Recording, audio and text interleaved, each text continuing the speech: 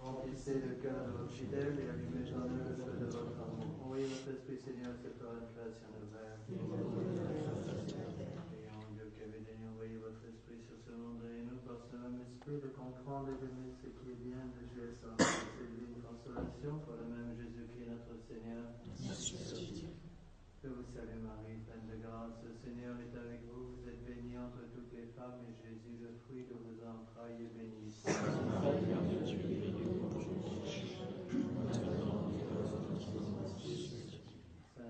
Ange Gardien, Saint Pédis, Saint Joseph, Saint Thomas d'Aquin.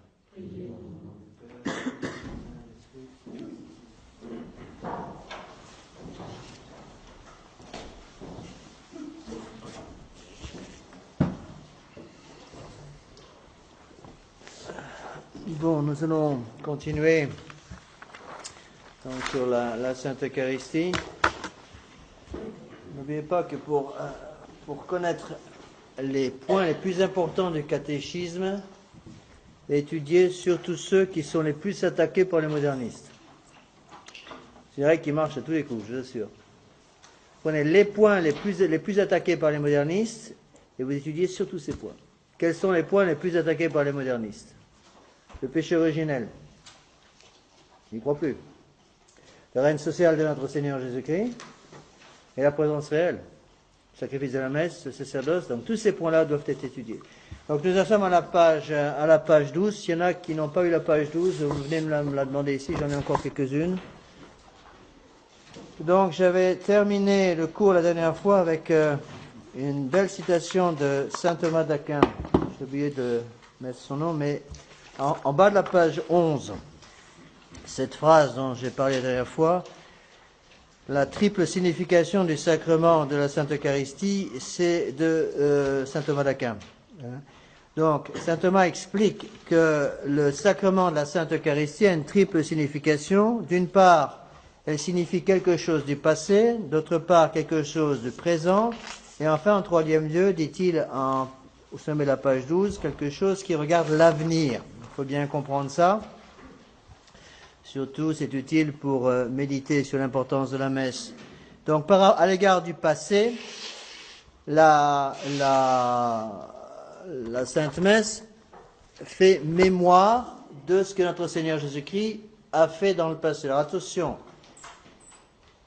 Parfois, on entend des fidèles qui disent des erreurs sur le sujet. Bon, dans la nouvelle Église, l'Église de Vatican II, ils considèrent que la seule chose qui est importante, c'est de faire mémoire du passé. Alors attention, le passé, c'est trompé. Il est vrai que la messe fait aussi mémoire du passé, mais ce n'est pas l'effet principal de la messe. La messe est un renouvellement actif, positif, au moment du sacrifice. C'est un renouvellement véritable du sacrifice. Mais vous ne pouvez pas dire ce que parfois on entend dans la tradition. Vous pouvez pas, les gens vont nous dire, sur l'abbé, vous n'avez pas le droit de dire qu'on fait mémoire du passé avec la messe. C'est du modernisme. C'est faux. La messe, c'est le texte de saint Thomas. La messe regarde le passé, le présent et l'avenir. Donc, quand le prêtre dit « Faites ceci en mémoire de moi », il se rappelle ce qui a été fait dans le passé. Notre Seigneur, après la Passion, plus exactement après l'institution de la Sainte Eucharistie, du sacerdoce et de la messe, il a dit à ses disciples, faites ceci en mémoire de moi. Donc au cours de la Sainte Messe, on fait mémoire du passé. Ce qui est faux, c'est de dire que c'est le seul but de la messe. Donc saint Thomas d'Aquin le dit très bien. Première signification en bas de la page 11, à l'égard du passé, en tant qu'il commémore la passion du Seigneur qui fut un véritable sacrifice. Et à ce point de vue, il est appelé un sacrifice. S'il y en a qui n'ont pas la feuille numéro 11, c'est plus facile de suivre quand vous l'avez, vous en avez ici. Donc, deuxième signification par rapport à la réalité présente, c'est ce qu'on appelle la communion. Il y a une deuxième signification, dit saint Thomas d'Aquin, à l'égard de la réalité présente, qui est l'unité ecclésiale à laquelle les hommes s'agrègent par ce sacrement, dit-il. Et à ce titre, on l'appelle communion.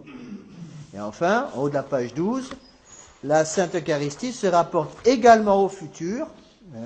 C'est traduit en général en français par une phrase que vous connaissez tous. La Sainte Messe, la Sainte Eucharistie est un gage de la vie éternelle.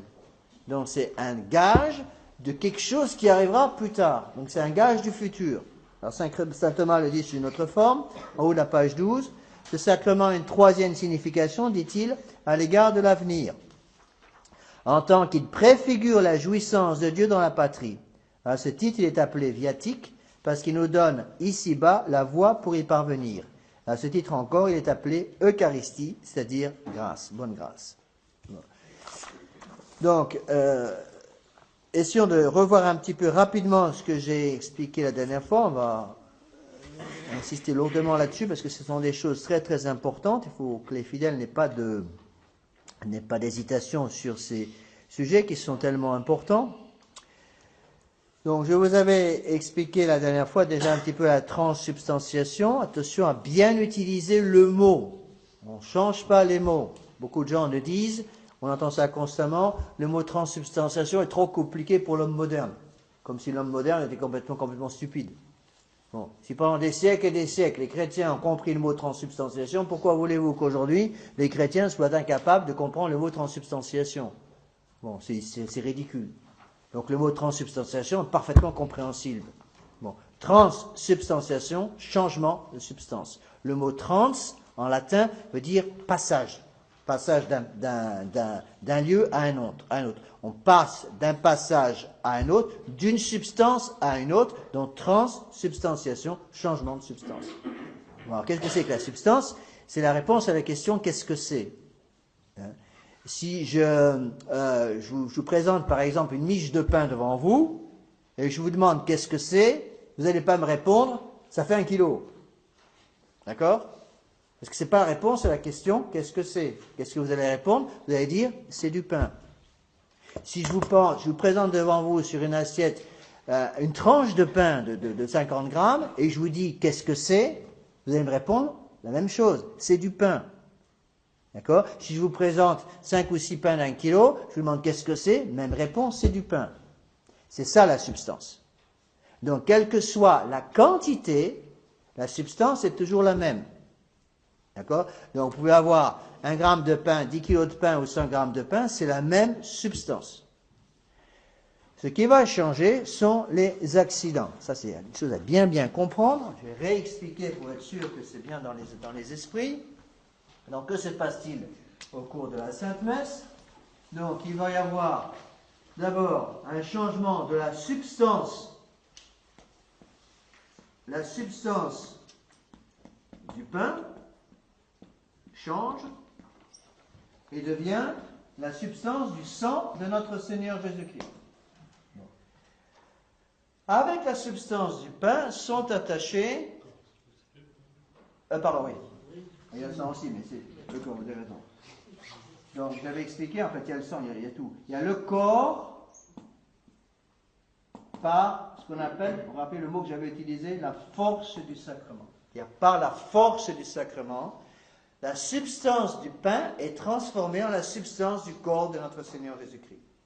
Mais puisqu'aujourd'hui, le corps, le sang, l'âme et la divinité de notre Seigneur sont unis, puisque notre Seigneur a un corps glorieux au ciel, donc il n'est plus possible d'avoir le corps seul du Christ sans avoir avec le corps, le sang, l'âme et la divinité. Est-ce que vous vous rappelez le terme qu'avait utilisé saint Thomas d'Aquin pour indiquer la présence des trois autres choses?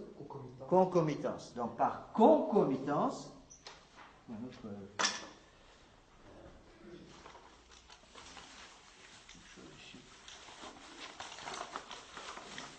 par concomitance, qui est un mot philosophique qu'on utilise dans ce sens-là, par concomitance, il y a aussi dans concomitance, il y a avec le corps, donc le sang, l'âme et la divinité. C'est la raison pour laquelle vous recevez, quand vous communiez, pas simplement une partie de Dieu, mais la divinité complète. Le corps, le sang, l'âme et la divinité. Le corps unit à la divinité, le sang unit à la divinité, l'âme unit à la divinité. D'accord? On ne peut pas séparer les deux. la substance est détruite, on a une nouvelle substance qui est celle du corps du Christ par la force du sacrement. Les accidents du pain, eux, restent. Quels sont les accidents du pain? Avec la quantité. On peut consacrer une hostie ou 50 hosties. Je peux consacrer un ciboire complet qui va contenir par exemple 300 hosties. Le prêtre va consacrer par exemple la grande hostie du prêtre qui est en taille supérieure à celle que vous utilisez. C'est toujours du pain, d'accord, au début.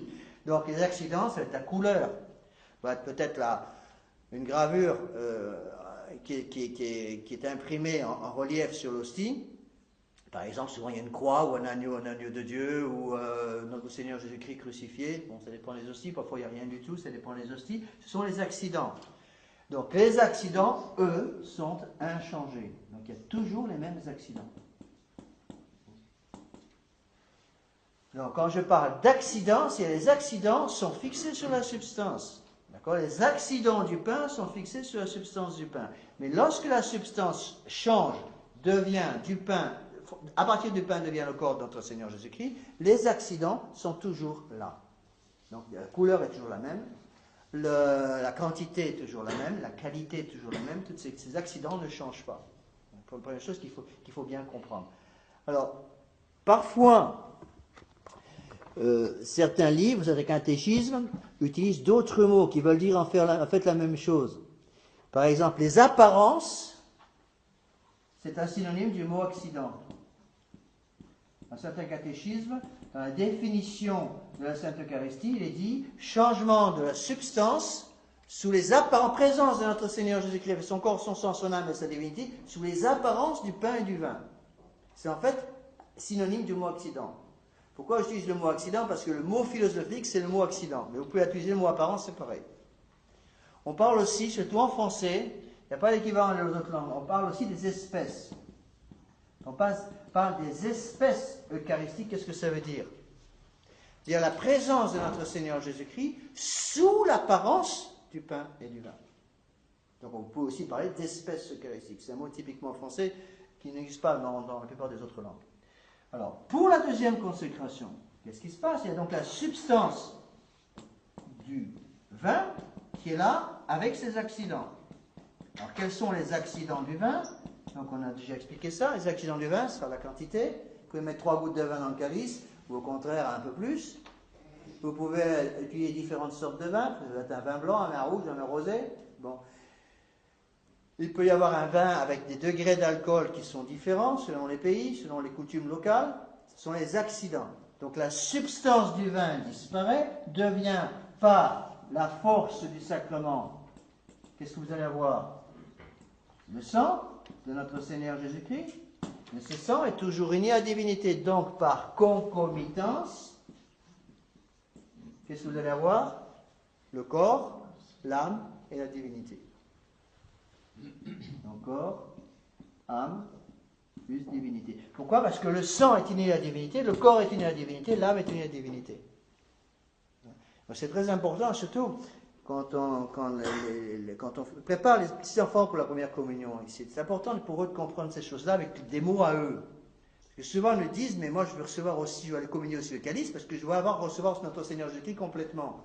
Si je communie simplement avec l'hostie, je reçois que le corps de notre Seigneur. En général, c'est ce qui se passe dans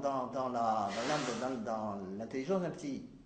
Donc il faut lui expliquer, non, parce que quand vous recevez le corps de notre Seigneur Jésus-Christ, puisque notre Seigneur Jésus-Christ a actuellement un corps glorieux au ciel, donc avec ce corps, vous avez aussi l'âme, la divinité, le sang de notre Seigneur. D'accord?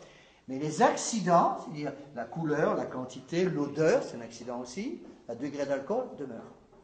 D'accord? Donc les substances sont transformées, disparaissent pour devenir la substance du corps de notre Seigneur, substance du sang de notre Seigneur Jésus-Christ, et avec ce corps et ce sang sont toujours joints, bien sûr, l'âme et la divinité de notre Seigneur. Il ne peut pas y avoir une séparation entre le corps et la divinité, c'est impossible en notre Seigneur Jésus-Christ. C'est la raison pour laquelle, c'est la seule façon d'expliquer comment, pendant les 36 heures, pendant lesquelles notre Seigneur Jésus-Christ a été dans le tombeau à Jérusalem. Est-ce qu'il y avait une séparation entre son corps et son sang? Il y a une séparation, directement, pour commencer par quelque chose de plus simple. Est-ce qu'il y avait une séparation entre son corps et son âme? Oui ou non? Qu'est-ce qu'ils y ont?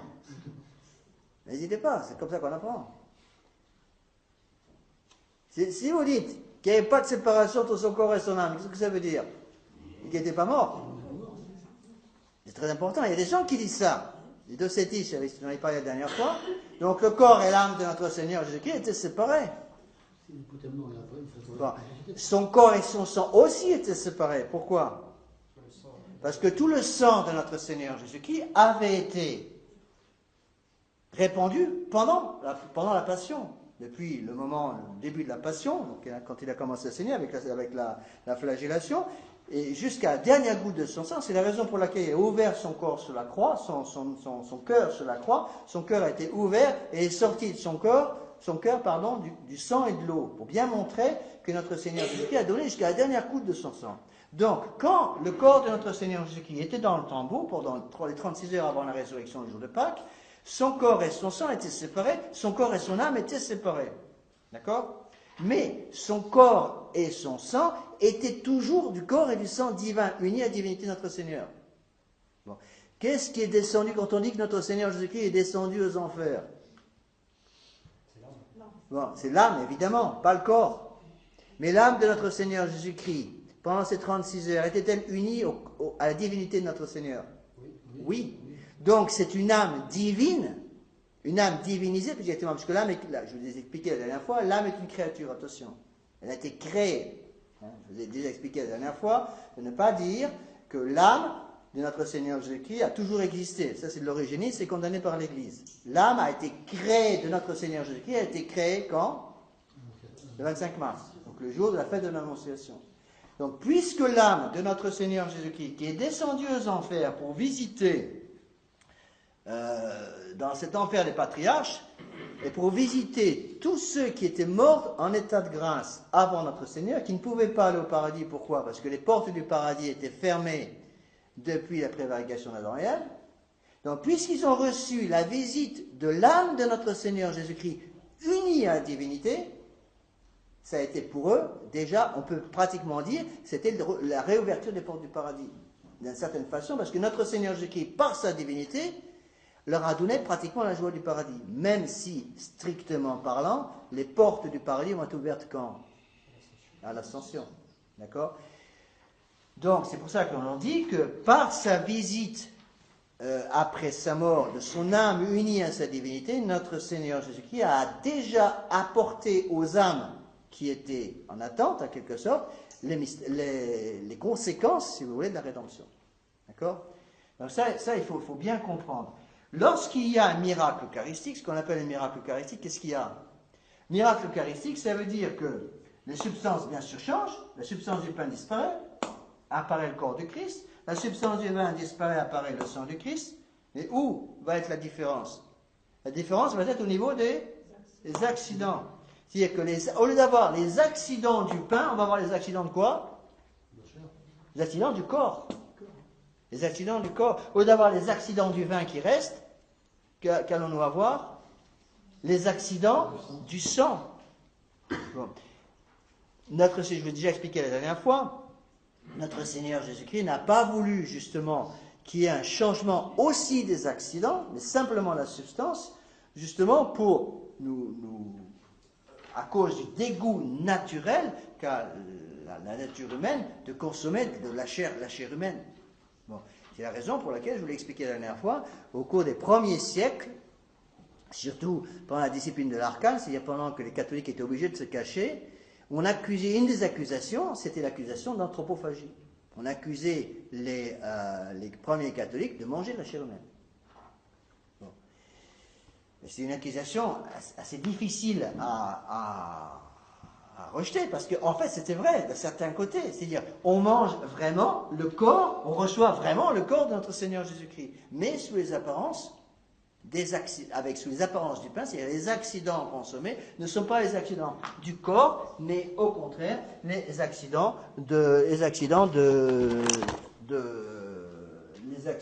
pas les accidents du corps, mais les accidents du pain qui restent. D'accord? Il faut bien comprendre ça. Alors, il faut aussi répondre à quelques autres objections, bien apprendre à y répondre. Je pense que les catéchistes sont aussi utiles pour apprendre, vous aider à défendre votre foi. Hein. Alors, allons d'abord, étape par étape, prenez votre catéchisme, page 12. Donc là, vous avez plusieurs textes très importants du Concile de Trente. Le Concile de Trente, je vous l'ai déjà dit, est un concile qui s'est réuni sur plusieurs papes.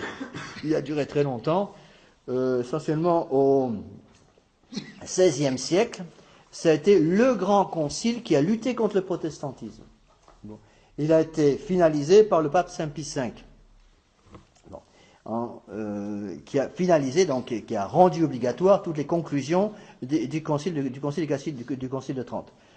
Et Saint Pie V a fait ensuite résumer l'enseignement du concile de Trente dans ce qu'on a appelé le catéchisme du concile de Trente, publié aussi par ordre de Saint Pie V, qui contient l'ensemble de la foi catholique. Donc, a été publié par Saint Pie V et écrit par Saint Charles Borromée. C'est Saint Charles Borromée qui a préparé ce catéchisme. Alors, le catéchisme du Concile de Trente est le catéchisme officiel de l'Église catholique. Le problème du catéchisme du Concile de Trente, c'est que c'est un énorme pavé, et avouons ce qui est, c'est pas écrit de façon facilement compréhensible. Pourquoi ? Parce que il n'a pas été écrit par l'Église pour les fidèles. C'est en fait un catéchisme pour les prêtres. Bon. En quelque sorte, Saint Pie V a dit aux prêtres, voilà ce que vous devez enseigner à vos fidèles. Bon. Ceci dit, des gens qui ont déjà un minimum de formation comme vous pouvez parfaitement vous lancer un catéchisme du Concile de Trente. Cependant, je vous conseillerais plutôt d'étudier le catéchisme du Concile de Trente sous une version un peu simplifiée qui s'appelle le catéchisme de Saint Pie X. Alors, quelle est la différence entre les deux ? Bon, une différence de date. Le catéchisme du Concile de Trente, c'est XVIe siècle. Le catéchisme de Saint Pie X, c'est 1910, je crois. Le catéchisme de Saint Pie X, c'est plus facile à étudier parce qu'il est sous forme de questions-réponses. Mais c'est exactement le même enseignement. On expliquera plus tard pourquoi le nouveau catéchisme publié par Jean-Paul II en 1983 est inacceptable pour un catholique. On verra ça plus tard. Ce n'est pas le sujet du cours, donc je ne vais pas me lancer là-dedans maintenant. Sachez qu'il y a dans le nouveau catéchisme de 1983 des tas de choses qui sont inacceptables pour un catholique. Le catéchisme de 83, donc publié par Jean-Paul II, n'est rien d'autre que la dogmatisation, on peut dire comme ça, dogmatisation des idées de Vatican II. Donc c'est les idées de Vatican II qui sont mises sous forme de dogme, par le catéchisme de Jean-Paul II, et donc qui sont inacceptables pour un catholique. Alors voilà ce que dit le texte du Concile de Trente. Je vous ai mis page 12, le texte est comment on dit, un kiné en français, Entérique, oui, pardon. Donc ce sont les textes que tous les catholiques doivent comprendre, doivent connaître, parce que ce sont des textes très importants. Dans ce divin sacrifice des catéchismes du Concile de Trente, au Concile de Trente lui-même, le même Christ est contenu et immolé d'une manière non sanglante, celui qui autrefois s'offrit d'une manière sanglante sur l'autel de la croix. Donc on va revenir à ça après. Il y a donc des différences essentielles entre le saint sacrifice de la messe et le sacrifice de l'autel. Et une de ces différences essentielles, elle est explicitée là, dans ce texte du Concile de Trente, à savoir que le sacrifice de la croix est un sacrifice sanglant, le sacrifice de l'autel est un sacrifice non sanglant. Pourquoi ? Eh bien, c'est tout simple. Pourquoi le sacrifice de la messe ne peut pas être un sacrifice non sanglant ? Parce que notre Seigneur Jésus-Christ a, aujourd'hui, un corps glorieux. D'accord ? Ayant un corps glorieux, il y a une union entre son corps, son âme et son sang qui ne peut plus être détruite. D'accord ? Bon. Mais le sacrifice de la messe est néanmoins un sacrifice. Est-ce qu'on peut avoir un sacrifice sans séparation du corps et du sang ? Non. Qui dit sacrifice dit quoi ? Sacrifice dit quoi ? Dit séparation, d'abord un sacrificateur, un prêtre. Prenez l'exemple de l'Ancien Testament. Les sacrifices de l'Ancien Testament, qui représentaient en avance, en anticipation, le sacrifice de la messe. Le prêtre allait prendre par exemple une brebis, il y avait la séparation entre le corps et le sang de la brebis, puis la brebis était ou détruite complètement par le feu, comme signe d'holocauste, ce qu'on appelle l'holocauste. Il y avait une séparation entre le corps et le sang de la brebis, et souvent le prêtre, avec une branche d'hysope, plongeait la branche d'hysope dans le sang de la brebis et aspergeait le peuple avec ce sang. Bon. Donc pour qu'il y ait sacrifice de la messe, qui dit sacrifice dit prêtre sacrificateur. Le commun du peuple, avant notre Seigneur, au temps de l'Ancien Testament, n'avait pas le droit d'offrir le sacrifice. Rappelez-vous l'histoire entre Saul, le roi Saul, et c'était le prophète, c'est plus de bêtises, je l'ai lu il n'y a pas longtemps, c'était Samuel, le prophète Samuel. Une des causes pour laquelle Dieu a rejeté Saul, c'est que Saul avait pris la place de Samuel pour offrir le sacrifice pour son armée. Et Samuel l'a fortement repris en disant, vous n'aviez pas le droit, parce que Dieu avait établi une lignée spéciale de ceux qui avaient le droit d'offrir le sacrifice, qui venaient tous de la tribu de Lévi, ce qu'on appelait les Lévites. Donc seuls les Lévites, qui représentaient en dissipation le sacerdoce catholique actuel, seuls les Lévites pouvaient offrir ce sacrifice. Donc pour offrir un sacrifice, de quoi avons-nous besoin? D'un sacrificateur, d'une victime, séparation entre le corps et le sang de la victime, et consommation de la victime, au moins par le sacrificateur. Bon, on expliquera plus tard, j'y reviendrai, pour être sûr que vous comprenez bien. Il n'est pas possible aujourd'hui, puisque Dieu, depuis sa résurrection, notre Seigneur, depuis sa résurrection, a un corps glorieux. Qui dit corps glorieux, dit quoi? Quels sont les privilèges des corps glorieux? Vous vous rappelez? Il y en a 4. L'un de ces privilèges, c'est l'impassibilité, justement. L'impassibilité, la clarté, l'agilité. Il en manque un, je ne sais jamais par cœur, j'en oublie toujours un. Hein? Non, c'est pas l'immortalité. Impassibilité, agilité, clarté. Bon, ça viendra, j'ai noté quelque part. Mais l'impassibilité, qui dit impassibilité, dit quoi? Dit absence de souffrance. Puisque notre Seigneur Jésus-Christ a un corps glorieux, il a un corps impassible. Un corps glorieux ne peut donc pas souffrir. Il n'est plus possible pour notre Seigneur Jésus-Christ d'avoir aujourd'hui une séparation physique entre son corps et son sang. Mais, puisque le sacrifice de la messe est un véritable sacrifice, il faut donc qu'il y ait une séparation entre le corps et le sang. Puisque cette séparation physique sanglante n'est plus possible, elle va être opérée par une séparation sacramentelle. Et c'est la raison pour laquelle nous avons une double consécration. Une double consécration veut dire quoi? Veut dire qu'il va y avoir une première consécration, la substance du pain va être transformée en la substance du corps de notre Seigneur Jésus-Christ, complètement séparée de la deuxième consécration, qui est la consécration qui va changer la substance du vin en substance du sang de notre Seigneur Jésus-Christ. Il y a deux consécrations complètement séparées qui vont permettre un sacrifice réel, mais un sacrifice sacramentel.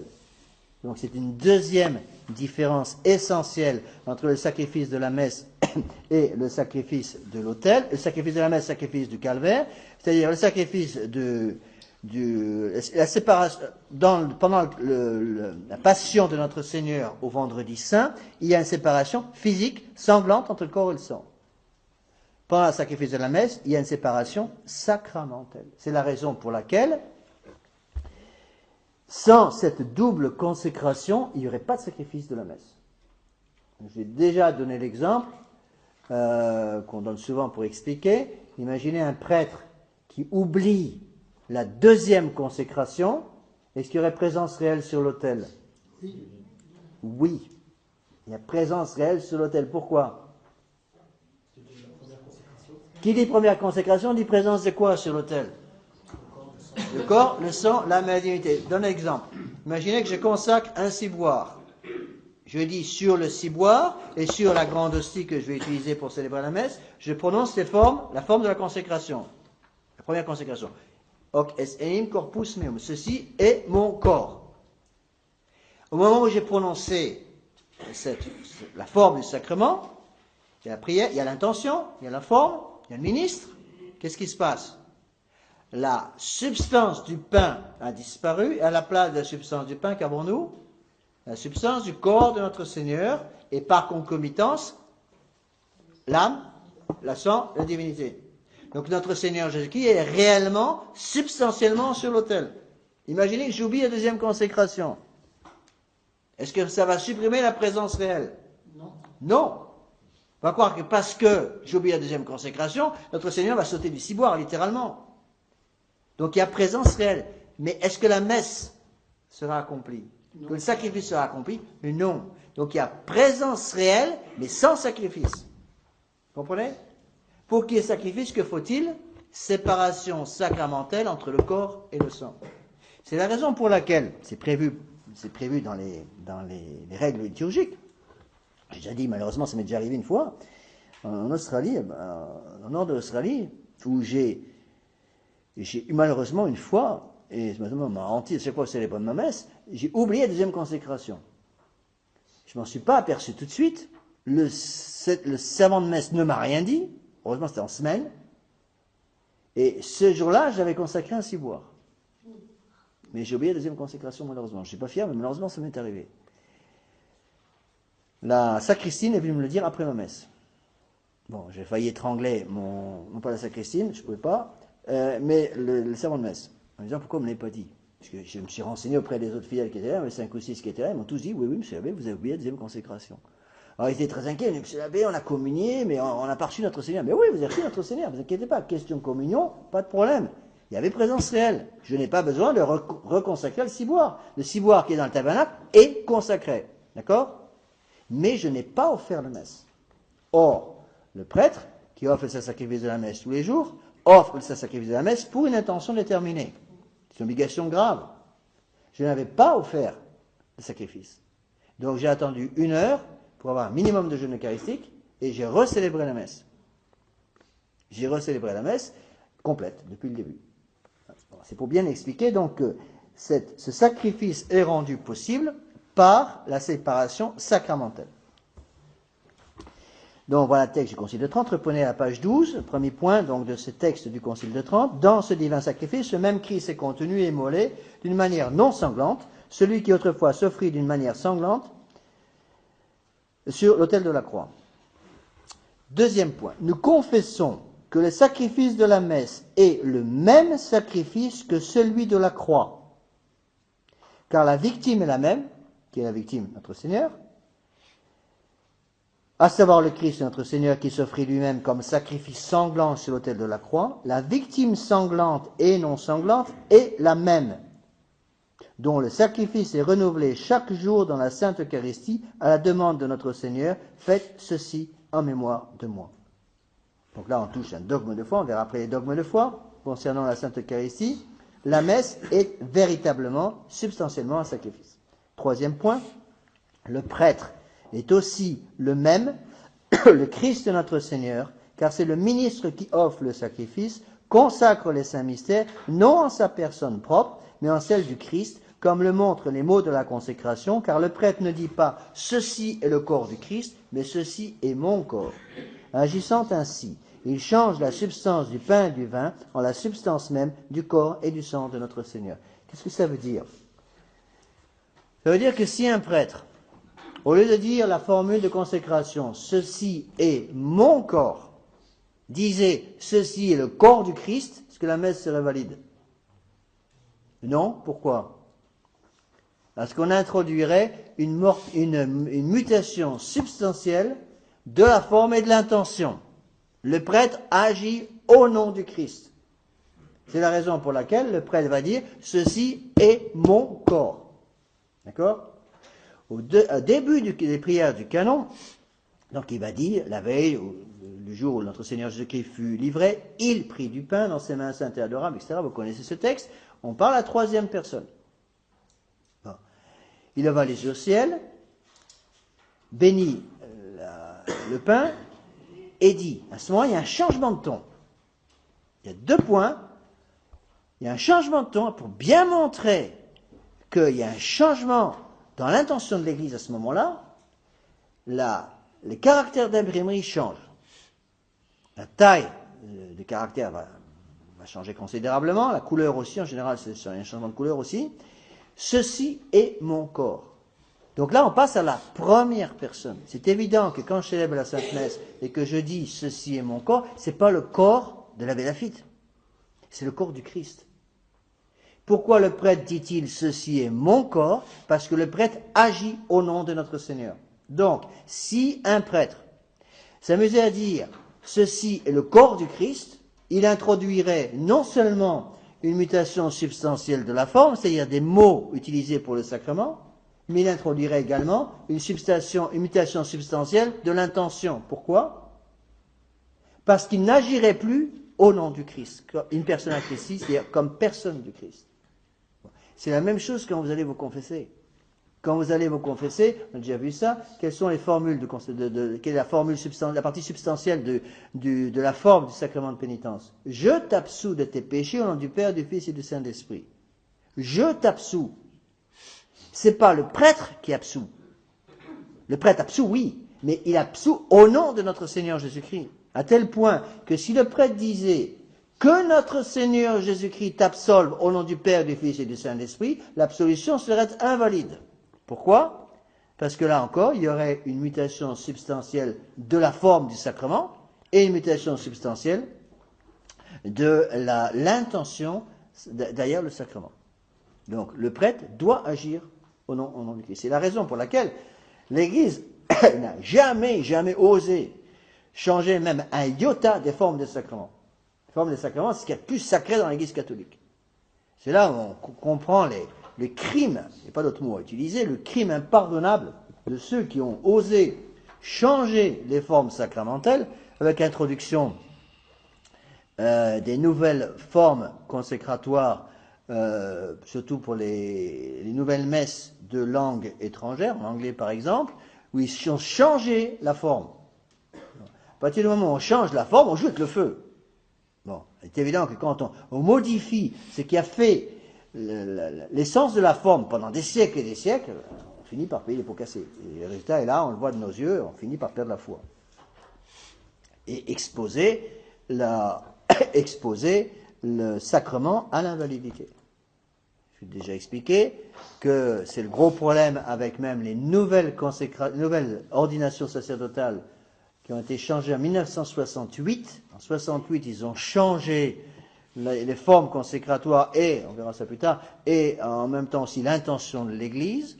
Eh bien, en changeant ça, et qu'est-ce qui se passe ? Du coup, à partir de 68, tous les prêtres qui ont été ordonnés avec la nouvelle forme en 1968 et après sont douteusement prêtres. Personne ne peut savoir. Ils sont douteusement prêtres. Le problème, c'est qu'ils ont fait la même chose, je vous l'ai déjà dit, en 1968 également, avec les formules de consécration d'évêques. Encore plus grave. Parce que l'évêque, c'est celui qui ordonne.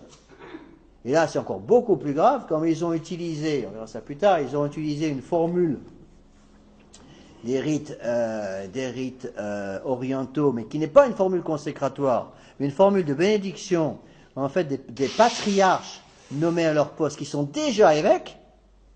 Donc, on a introduit des mutations telles dans le nouveau rite de consécration des évêques établi en 1968, qu'il est vraisemblable, là, si on peut dire beaucoup plus qu'un risque, là, il est vraisemblable que la nouvelle consécration d'évêques à partir de 68 est invalide. Vous voyez les conséquences.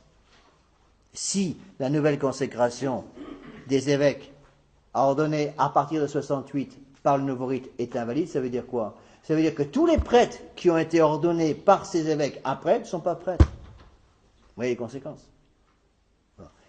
Donc il faut s'accrocher absolument à tous ces textes.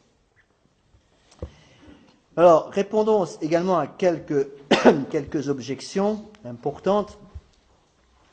Donc, quand on parle de la Sainte Messe, une des objections qui nous est souvent opposée par les gens modernes, de l'Église moderne, ils nous disent, mais vous célébrez la messe en latin, moi je ne comprends pas le latin. Les gens ne comprennent pas le latin. Et donc c'est complètement ridicule de vouloir absolument célébrer la Sainte Messe en latin. Bon, réponse, je me fiche complètement que vous compreniez ou non le latin. c'est pas vous que je parle. C'est la réponse. La réponse, c'est que je parle au bon Dieu, et lui, il comprend très bien le latin. Bien mieux que moi. Donc, il n'y a pas de problème. Je continue à célébrer ma messe en latin, parce que le latin est la langue de l'Église. Au moins pour le rite latin. Donc, puisque Dieu comprend le latin, pas de problème. Vous voyez, il faut absolument s'enlever de l'esprit l'idée moderne qu'il faut comprendre ce qu'on dit dans un sacrement. Pourquoi? Parce que l'idée moderne nous pousse à croire qu'on s'adresse aux hommes. J'ai déjà expliqué ça plusieurs fois, on revient là-dessus parce que c'est très important. Dans l'Église catholique est une Église théocentrique, centrée sur Dieu. C'est un culte divin offert à Dieu. Dans l'Église de Vatican II, c'est un culte humaniste, homocentrique, centré sur l'homme, c'est un culte rendu à l'homme. Si vous rendez un culte à l'homme, évidemment, la personne à qui vous rendez le culte doit comprendre. Les hommes ne comprendront pas le latin, je comprends parfaitement que si la messe est un culte rendu à l'homme, il faut célébrer à ce moment la messe en langue vernaculaire pour que l'homme à qui on adresse ce culte puisse comprendre ce qu'on dit. Tout à fait logique. Mais la messe n'est pas adressée à l'homme. La messe est adressée à Dieu. Et donc il n'est absolument pas utile, pas nécessaire, si vous voulez, que les assistants comprennent. Même si les assistants ne comprennent pas, ça ne change rien du tout à la doctrine de l'Église. C'est Dieu qui est directement adoré par la Sainte Messe. Vous savez aussi que dans l'Église moderne, ils disent, mais puisque la messe est offerte dans une société visible, il faut donc qu'il y ait des membres de cette société visible qui soient présents pour la messe. Vous savez que dans l'Église moderne, le Vatican II, s'il n'y a pas d'assistant à la messe, c'est plus la messe. C'est plus la messe. La plupart du temps, c'est comme ça. Le prêtre n'a pas besoin d'un assistant, strictement parlant, pour avoir une messe valide. Dans certains cas, le prêtre est obligé de célébrer la messe, mais il arrive plusieurs fois. Célébrer la messe, en principe, on va toujours avoir un servant, mais c'est pas obligatoire, en soi, pour la validité de la messe. Si un prêtre célèbre la messe tout seul, dans une île déserte, il n'y a pas de servant, la messe est parfaitement valide. Du moment qu'il y a les rubriques sont de la forme et l'intention sont gardées. Donc, il faut bien comprendre ça. Donc la participation des fidèles n'est pas nécessaire. Pourquoi est-ce que dans l'Église de Vatican II, il pousse tellement à la présence des fidèles? En fait, c'est du protestantisme. Parce que, il faut bien comprendre ça, Martin Luther prétendait que la participation, la présence des fidèles est nécessaire par la foi des fidèles pour rendre présent notre Seigneur Jésus-Christ. Donc, qu'est-ce que faisaient les protestants? Ils allaient dire les formules de la forme sur le pain, ceci est mon corps, on élève l'hostie après les paroles de la consécration pour la présenter aux fidèles, par l'intermédiaire de la foi des fidèles, notre Seigneur Jésus-Christ est présent dans l'hostie, et à ce moment-là, génuflexion. Dans le sacrifice traditionnel de la messe, qu'est-ce qui se passe? Le prêtre prononce la forme. Ceci est mon corps. Qu'est-ce qu'il fait? Génuflexion. Même ces personnes dans l'assistance.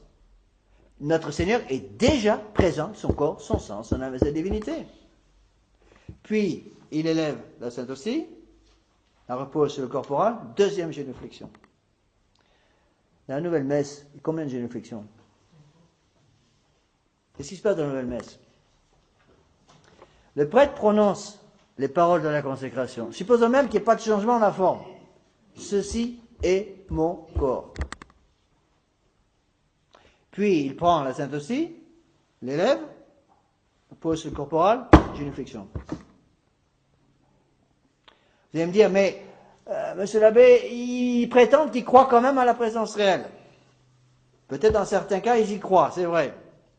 Mais alors pourquoi ont-ils supprimé la première génuflexion? Je l'ai déjà expliqué, on en viendra plus tard, je l'ai déjà expliqué que le danger fondamental de la nouvelle messe, c'était le fait que c'est une messe équivoque. Ça veut dire quoi équivoque?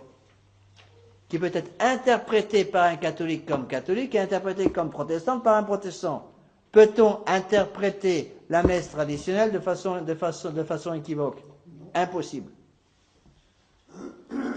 c'est la raison pour laquelle, dans l'Église moderne, l'Église de Vatican II, ils ne font pas la génuflexion après la première consécration, la font qu'après la consécration, la première, pour permettre l'interprétation protestante. C'est la raison pour laquelle, dans l'Église de Vatican II, les pasteurs protestants acceptent de concélébrer avec un prêtre soi-disant catholique pour célébrer la nouvelle messe. Vous avez déjà vu un pasteur protestant concélébrer avec l'abbé Guépin?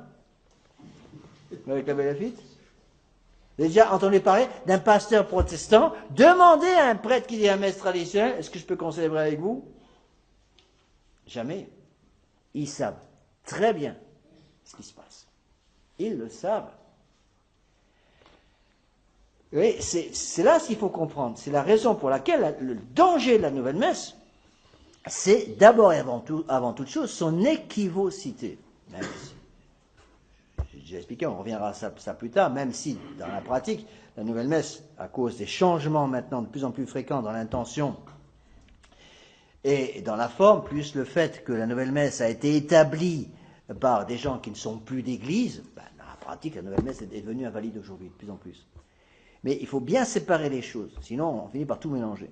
C'est important de faire ces distinctions. Donc quand vous étudiez la somme de saint Thomas d'Aquin, vous verrez que saint Thomas revient constamment sur ce terme, distinguo, je distingue. Alors quand il veut répondre à une question, il va poser une question. Première chose qu'il dit, je distingue. Si la question veut dire telle chose, je réponds telle chose. Si la question veut dire telle autre chose, je distinguerai de nouveau. Petit a, ça dépend de telle chose. Petit b, ça dépend de telle chose. Vous avez des distinctions parfois qui se superposent, 2, 3, 4, 5 distinctions qui arrivent l'une après l'autre, pour bien être sûr que toutes les objections sont bien répondues. Alors faites un peu attention parce que c'est une tendance générale, surtout dans les milieux de la tradition, encore plus chez les vacantistes, de ne plus faire ces distinctions. On met tout dans le même sac. Il faut distinguer les choses pour être capable de bien comprendre ce qui se passe. Bon. Donc, on n'a pas besoin d'une participation des fidèles. Bon. Actuellement, ils vont même plus loin que ça, parce que vous le savez, ils veulent maintenant non seulement une participation des fidèles, mais ils veulent une égalité devant la messe. C'est-à-dire qu'ils reprennent en quelque sorte les idées de Martin Luther, qui prétendait que le sacerdoce découlait du baptême. Donc toute personne baptisée est prêtre. C'est la raison pour laquelle il n'y a pas de sacrement de l'ordre chez les protestants. Mais ils ont gardé le baptême. Au moins une forme de baptême. Donc ils disent, toute personne baptisée est prêtre. Donc toute personne baptisée étant prêtre peut offrir la messe. Pour eux. Comprenez? Et donc pour eux, évidemment, dans l'esprit protestant, il n'y a aucune raison de distinguer entre les pasteurs protestants et les prêtres. Le pasteur protestant est simplement quelqu'un qui représente l'Assemblée, un point final. Et dans la Nouvelle Église, c'est comme ça. Hein. Dans la Nouvelle Église de Vatican II, de plus en plus, le prêtre n'est que le représentant officiel du peuple chrétien. C'est tout. L'idée de sacerdoce disparaît complètement, nous verrons ça plus tard avec l'étude du sacerdoce. Donc il faut maintenir absolument, et ça c'est capital, cette distinction entre les laïcs et les clercs.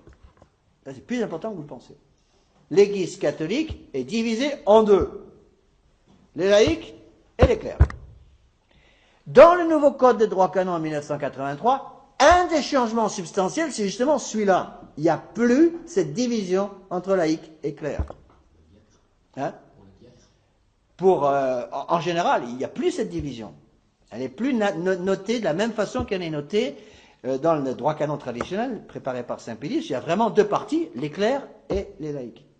Bon. Ça, c'est très important à comprendre. On est ou clerc ou laïc. Qu'est-ce que c'est qu'un clerc?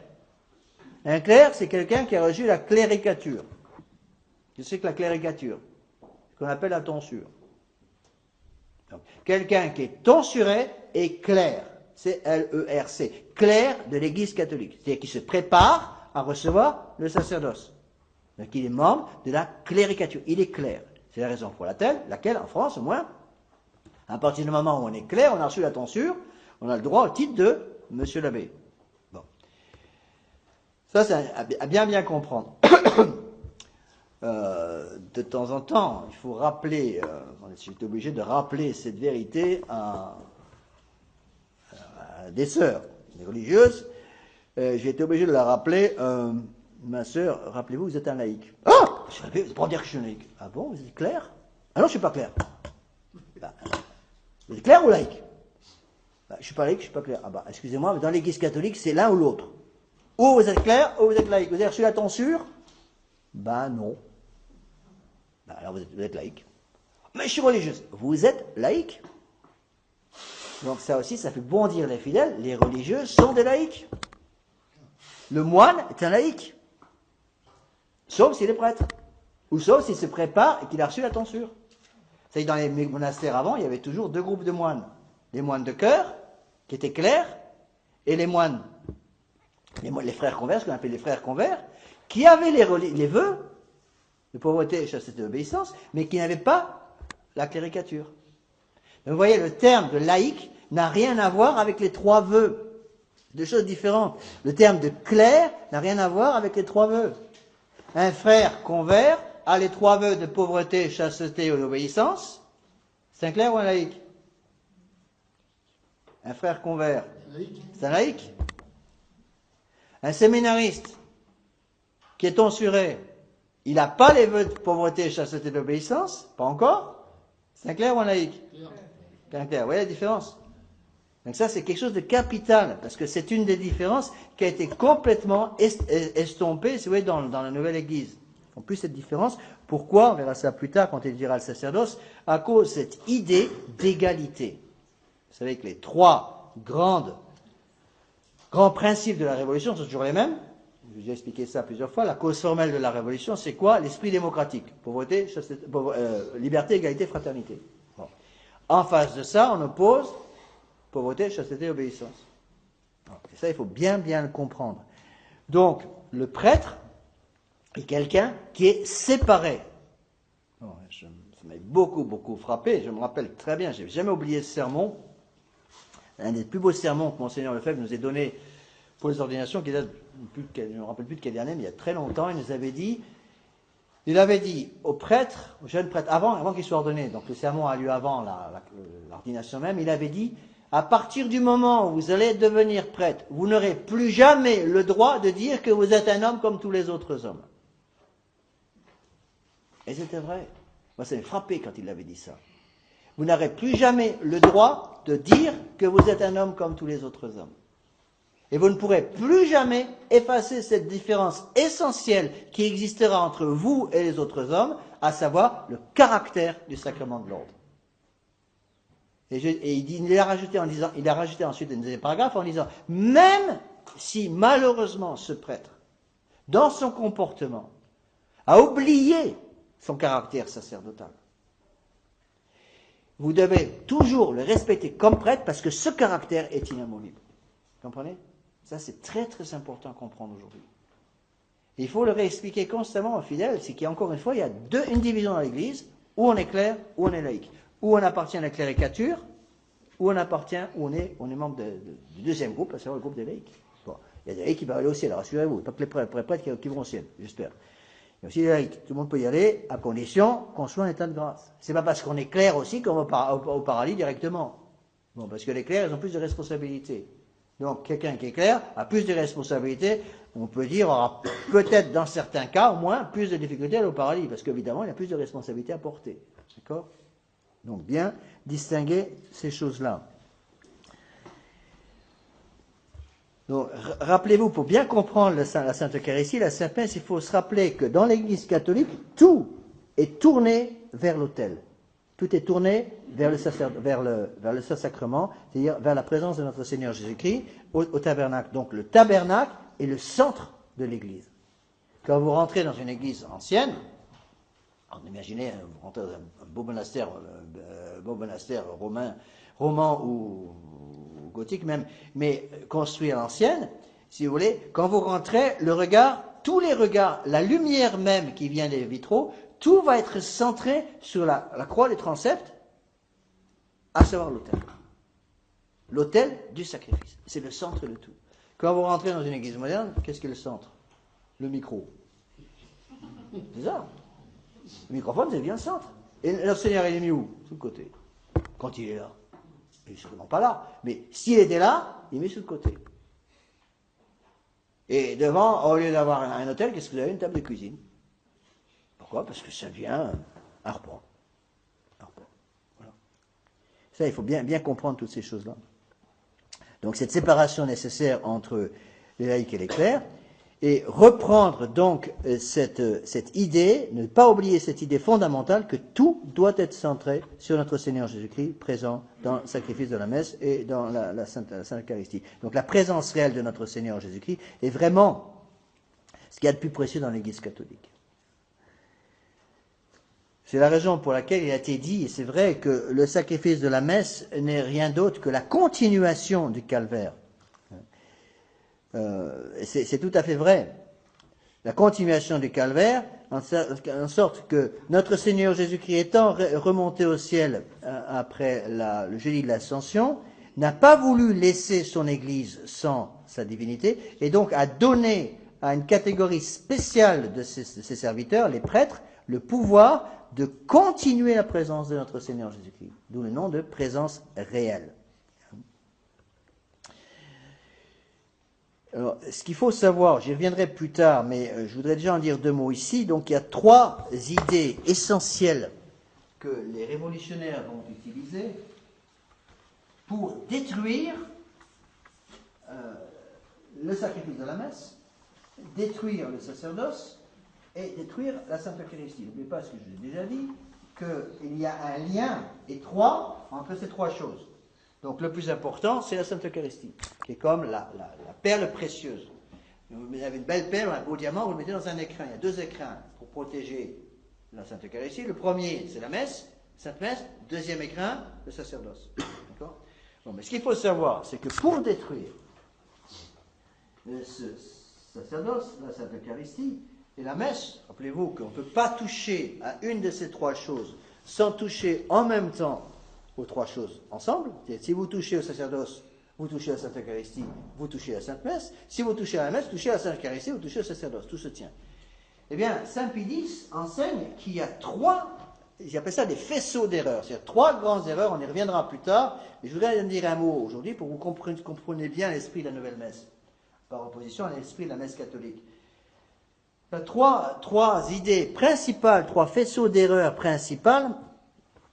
La première de ces erreurs, c'est ce que Saint Pie X a appelé l'évolutionnisme. Bon, l'évolutionnisme, le mot parle par lui-même, tout change, tout évolue. Deuxième mot cité par Saint Pie X, avec l'évolutionnisme, ce qu'il appelle l'immanentisme. Je vais expliquer. Je mets les 3 mots au tableau, après je vais les expliquer. Les expliquer à la nouvelle messe. Évolutionnisme, immanentisme, et le 3e mot, l'agnosticisme. Et il dit, ces 3 faisceaux d'erreurs, connectés entre elles, vont donner ce qu'on appelle le modernisme. Si vous mettez ces 3 faisceaux, ces 3 groupes d'erreurs ensemble, vous avez ce qu'on appelle le modernisme,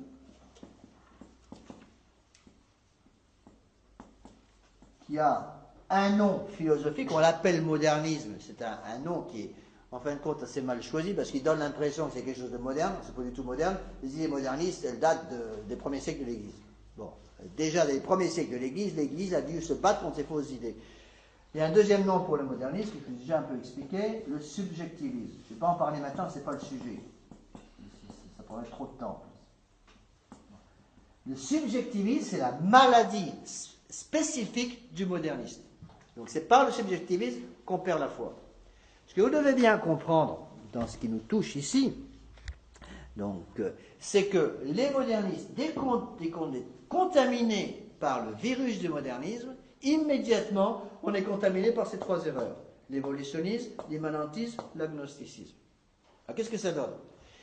L'évolutionnisme signifie quoi? Signifie que tout change.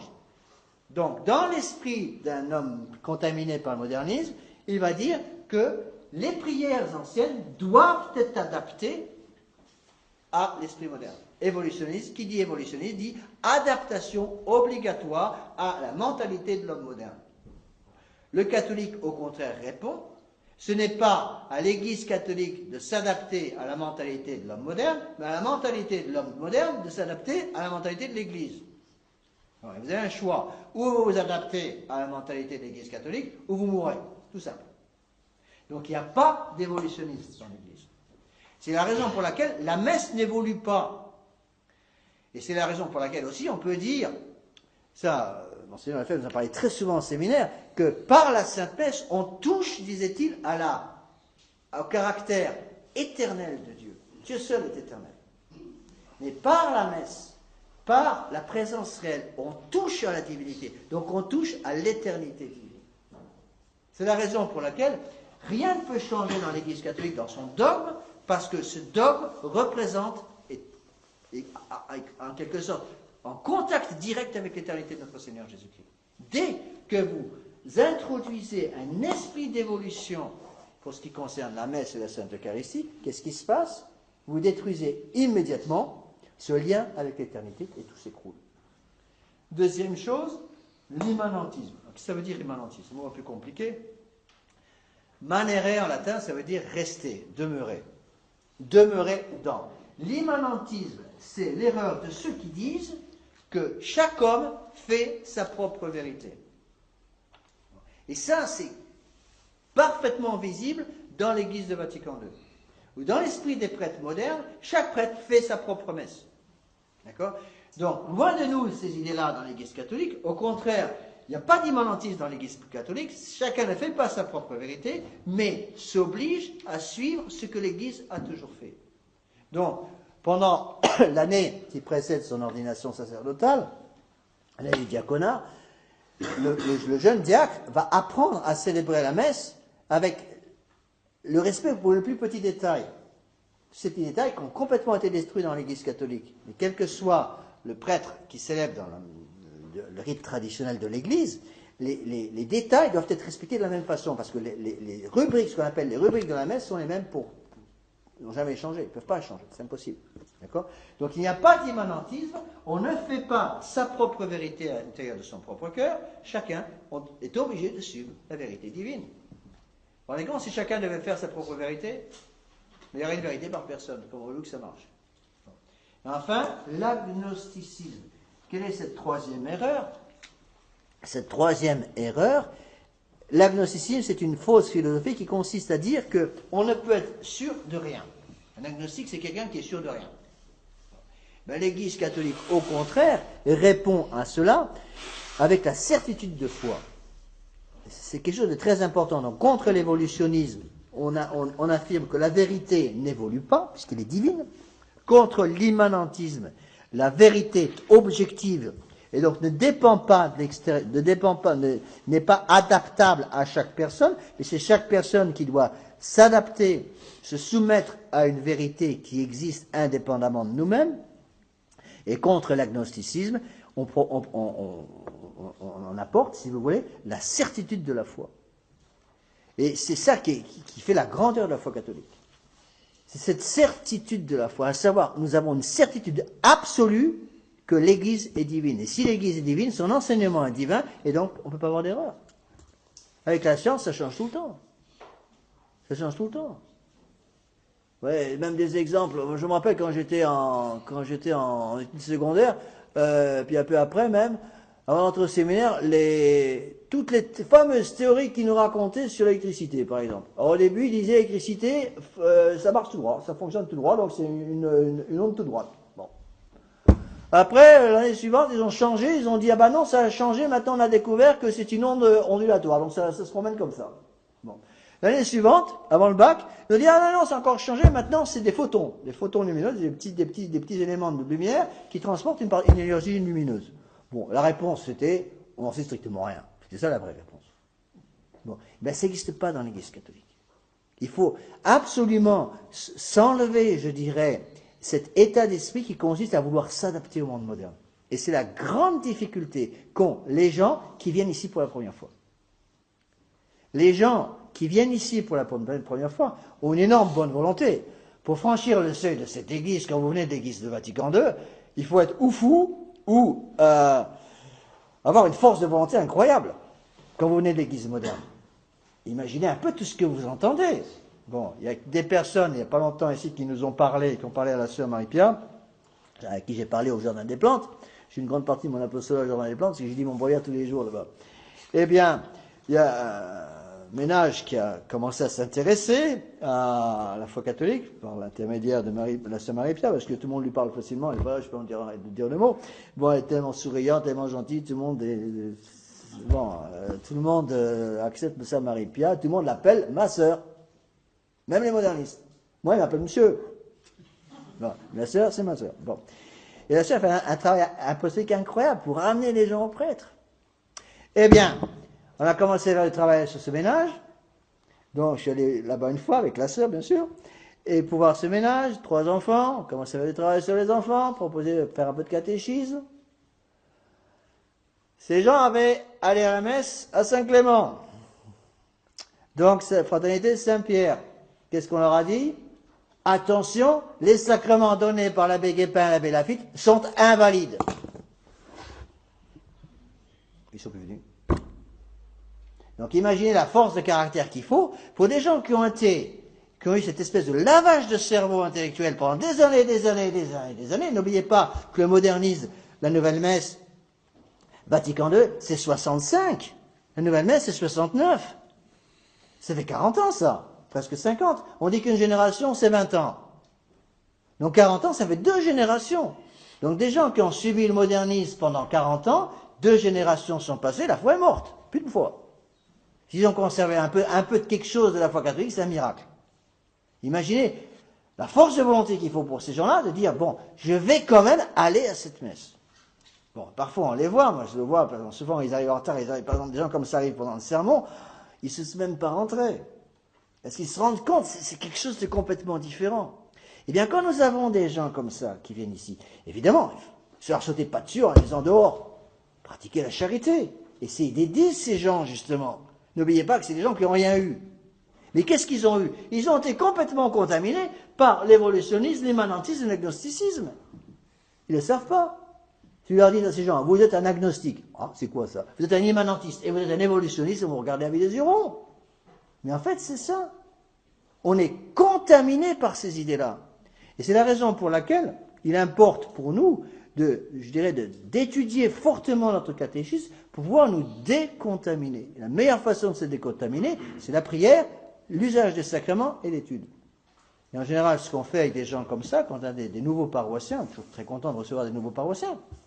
On a des nouveaux paroissiens qui viennent de l'église de Vatican II, on est obligé de leur demander, écoutez, communiez pas tout de suite, attendez un petit peu, il faut quand même un peu réétudier votre catéchisme, et on les aide à se préparer à une bonne confession générale. Après une bonne confession générale, si on voit qu'ils ont encore un peu la foi, eh bien à ce moment-là, on les aide pour essayer de se rétablir, si vous voulez, au niveau de la foi, de réétudier leur catéchisme, et souvent ils nous disent, mais mon père, j'avais jamais entendu parler de tout ça avant. Jamais entendu parler de tout ça avant. Donc faites attention, justement, je dirais, dans les milieux de la tradition, nous avons parfois été contaminés par ces choses-là. Surtout, essentiellement, ceux qui ont eu le malheur de faire des études universitaires. Ça, il faut le savoir. Hein. C'est bien que ça ne plaît pas à tout le monde, mais c'est comme ça. Plus on a mis des pieds dans les universités, plus on est contaminé. Vous connaissez la formule? À force de vivre dans une poubelle, on finit par sentir mauvais. Bon, quelqu'un qui a vécu pendant 5 ans dans une poubelle, il sent plus mauvais que quelqu'un qui a passé que 3 semaines. C'est logique. Eh bien, c'est exactement ce qui se passe. Je vous ai déjà cité cette phrase que nous avait dite une fois Monseigneur Lefebvre au séminaire, que j'avais oublié de montrer au séminaire en 1974. Il nous avait dit, vous avez été contaminé par le modernisme et par le libéralisme ambiant, et vous l'avez sucé avec le lait de votre mère. Nous avait-il dit. Et il nous avait dit, je n'avais pas compris au début, il nous avait dit, plus vous avez fait des études universitaires, plus longues ont été vos études universitaires, plus profonde est la contamination. Il y a quelqu'un qui rentre au séminaire directement d'une ferme, par exemple, dans laquelle il a fait l'école à la maison, par exemple, et qui a aidé son père à conduire un tracteur et à faucher les prés, où il n'a pas été contaminé tellement par le modernisme, celui-là. Bon. Et donc, il aura beaucoup plus de facilité d'avoir l'esprit catholique. Au contraire, quelqu'un, si vous voulez, qui a été infecté par toute cette cette grandeur du monde, cette espèce d'extérieur, cette brillance extérieure dans le système universitaire moderne, a été contaminée. Alors je ne dis pas que toutes les universités sont mauvaises dans le sens que toutes les universités, bien sûr, ne vont pas vous apprendre que des bêtises, c'est pas ce que je dis. Mais faites attention, nous avons été contaminés, donc il faut absolument lutter contre ça. Et 3 points importants, je vous les répète. La vérité n'évolue pas, puisque notre Seigneur Jésus-Christ n'a pas besoin de changer. La vérité est objective, c'est-à-dire qu'elle n'est pas à l'intérieur de nous-mêmes. Chacun n'a pas sa propre vérité. La vérité vient de Dieu. Et la foi est une certitude. Et c'est pour nous une consolation énorme de savoir que la certitude de foi est une certitude absolue qui ne change pas.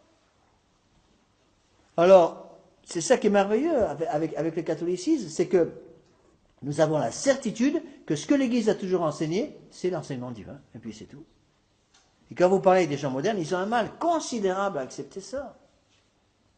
Et la raison pour laquelle ils nous disent tout le temps, comment pouvez-vous être certain de votre vérité? Moi j'ai ma vérité, vous avez la vôtre. Ben, non, ça ne marche pas comme ça. Il y a une vérité qui est vraie, une vérité qui est fausse. Bon. En général, ils nous disent, ça sous une autre forme, vous avez votre Dieu, moi j'ai le mien. Ben oui, mais le problème c'est qu'il y en a un qui est vrai, beaucoup qui sont faux. Voilà, c'est comme ça. Et quand on me demande mais quelle est la différence entre l'Église catholique et votre Église et les Églises modernes, eh bien, la différence est toute simple. L'Église catholique est centrée sur Dieu, les Églises modernes sont centrées sur les hommes ou le démon. Bon voilà. Et c'est ça qu'il faut bien comprendre. Donc attention à bien se mettre ces choses-là dans la tête. Alors voyons rapidement, maintenant toujours à la page 12, je vais quand même un peu avancer dans tout ça. Ce qu'on appelle les 4 fins de la messe. C'est une chose capitale. Donc la fin, la messe, le sacrifice de la messe est offert pour 4 finalités. 4 fins, F-I-N-S, c'est au milieu de la page 12. Voilà les 4 termes fixés par le Concile de Trente. La fin propitiatoire, latretique, impétratoire, eucharistique. Donc il y a 4 fins de la messe, 4 raisons pour lesquelles le sacrifice de la messe a été institué par notre Seigneur Jésus. Alors, il faut bien distinguer ces choses. Donc, quatre fins différentes. Donc, la fin latretique, j'expliquerai après. La fin eucharistique.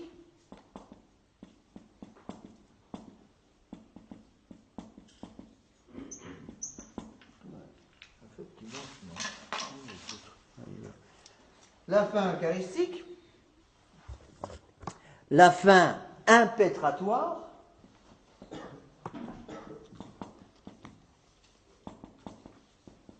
et c'est pareil, on va mettre à côté la fin propitiatoire. Pourquoi? Je ne sais pas. Parce que ces 3 premières fins, la fin latretique, la fin eucharistique et la fin impétratoire, sont acceptées par l'Église moderne et par tous les protestants. Tous les protestants reconnaissent que la messe est offerte pour une fin latretique, eucharistique et impétratoire, mais nient catégoriquement que la messe soit offerte par propitiation. Donc il faut bien comprendre ces termes. Alors, on va essayer de les expliquer. Latretique, ça vient du latin latrare, donc vous avez ces quelques mots d'explication à la page 12. Fin latretique en adoration du latin latria, qui veut dire culte rendu à Dieu. Donc la fin latretique, si vous voulez, c'est la fin d'adoration. On peut dire l'acte par lequel la Sainte Messe est offerte est la plus belle adoration qu'on puisse rendre à notre Seigneur Jésus-Christ. Donc c'est d'abord, avant tout, un acte d'adoration. Eucharistique. Le mot eucharistique, la fin eucharistique, le mot eucharistique veut dire action de grâce. Donc la messe est aussi offerte en action de grâce. Impétratoire. Dans le mot impétratoire, vous avez le mot latin petere. Petere en latin veut dire demander. Donc la fin impétratoire, c'est la fin de demande. Donc, attention, on a le droit de dire que la messe est un acte d'adoration, la messe est un acte d'action de grâce, et pendant le sacrifice de la messe, c'est un acte, on a le droit de faire des demandes. Mais, La fin la plus importante de la messe, c'est la fin propitiatoire. Qu'est-ce que ça veut dire, propitiatoire? On peut mettre des synonymes. C'est la fin de réparation. Et ça, c'est capital à comprendre. Tous les protestants et tous les modernistes acceptent la fin neutratique, eucharistique et propitiatoire. Ils acceptent et reconnaissent que la messe est un acte d'adoration, d'action de grâce et de demande. Ça ne les gêne pas. Propitiatoire refuse catégoriquement. Qu'est-ce que ça veut dire propitiatoire? Se rendre propice, ça veut dire que vous savez donc là, à la page 12, les explications, c'est le texte du Concile de Trente que j'ai cité là, c'est la fin par laquelle Dieu est apaisé et nous est rendu propice. Si donc avec un cœur pur, une foi vive et une douleur interne pour nos péchés, nous immolons et offrons la très sainte victime, nous obtiendrons sans aucun doute miséricorde du Seigneur, et c'est grâce en temps de besoin, car l'odeur de cette victime plaît tellement au Seigneur que nous donnons la don de sa grâce et de la contrition, et nous pardonne nos péchés. Qu'est-ce que ça veut dire? Réparation, ça veut dire que nous allons utiliser le saint sacrifice de la messe pour détruire le péché. Pourquoi les protestants et les modernistes refusent-ils cette fin? Parce qu'ils disent, notre Seigneur a déjà détruit tous les péchés. Donc tous les péchés sont détruits. Pourquoi voulez-vous ajouter une fin propitiatoire à la messe puisque les péchés sont déjà détruits? Réponse. Notre Seigneur Jésus-Christ a offert sa vie pour détruire les péchés des hommes. Mais pour pouvoir utiliser le sang de notre Seigneur Jésus-Christ, il faut accéder à ce sang par une vertu spécifique. Laquelle? C'est la vertu qui vous donne accès au sang de notre Seigneur.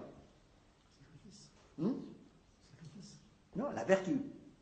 La charité. C'est la vertu de charité qui nous donne accès au sang de notre Seigneur. Pas la vertu de foi, attention. Est-il possible pour quelqu'un d'être en état de péché mortel et d'avoir la foi?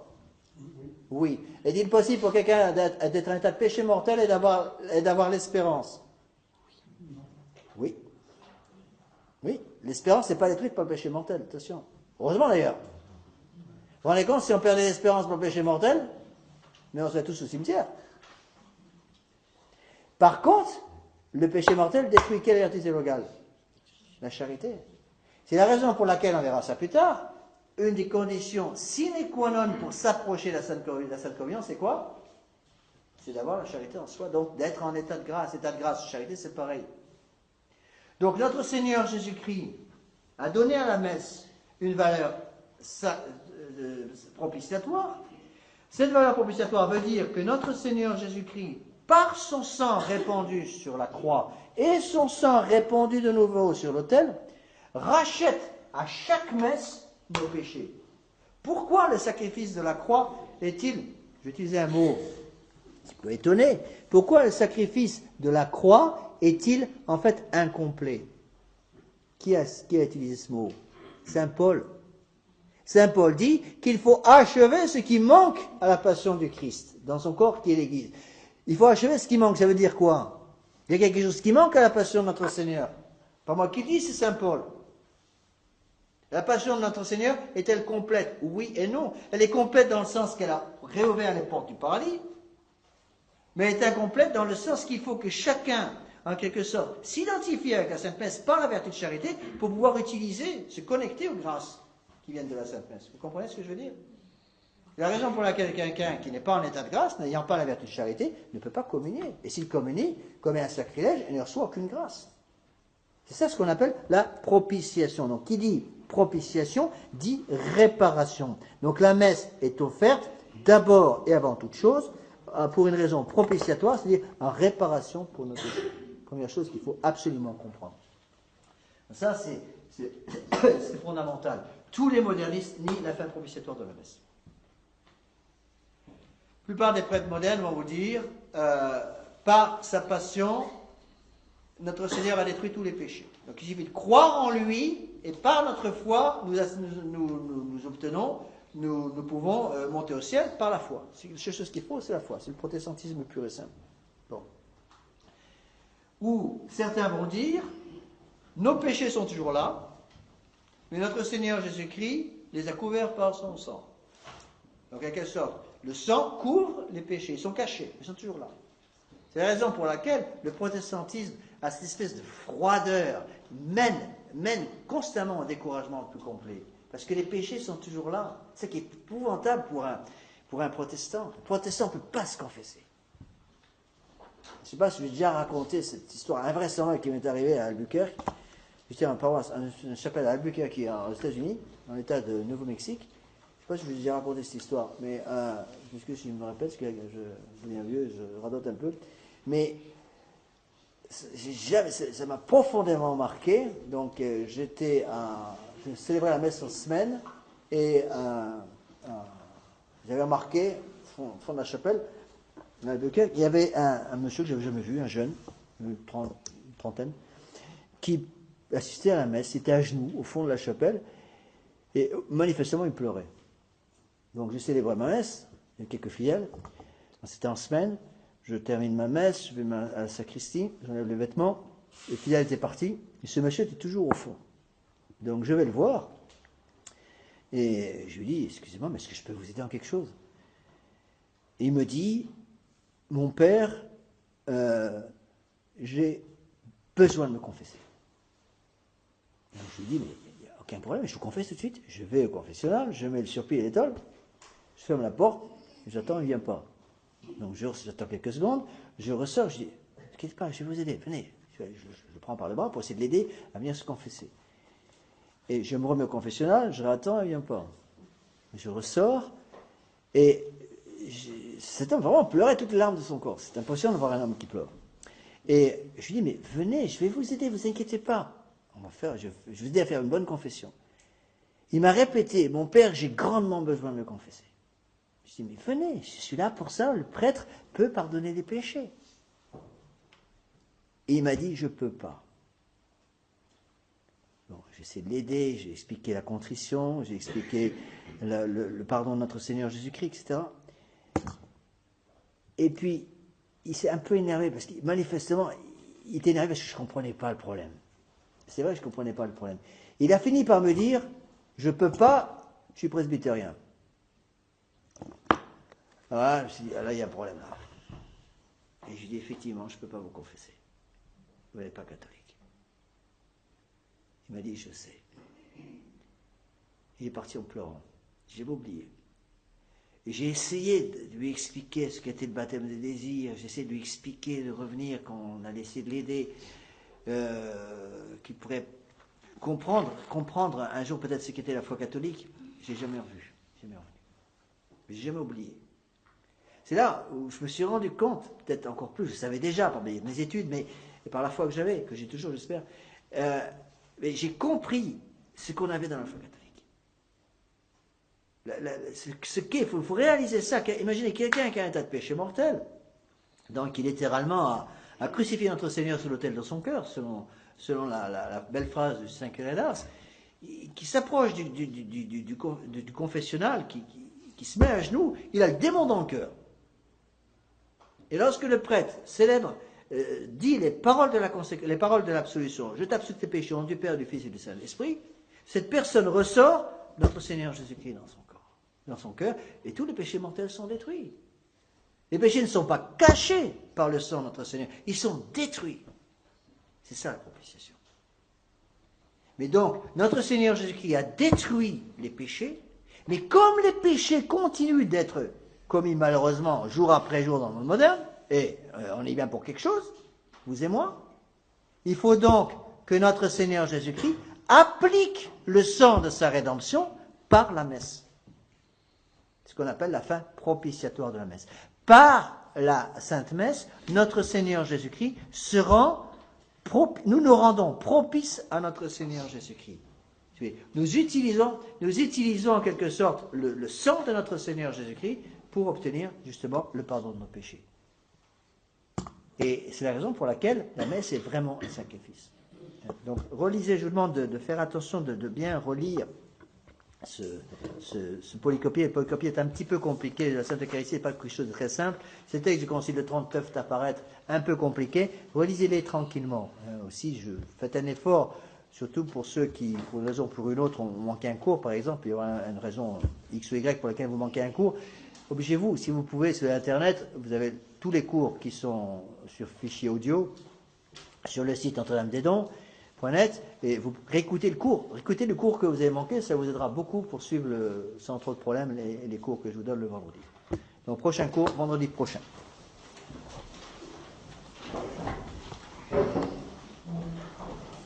Père, le Fils et le Saint-Esprit, à tous ceux qui gloire te rendre le Père, au Fils et au Saint-Esprit,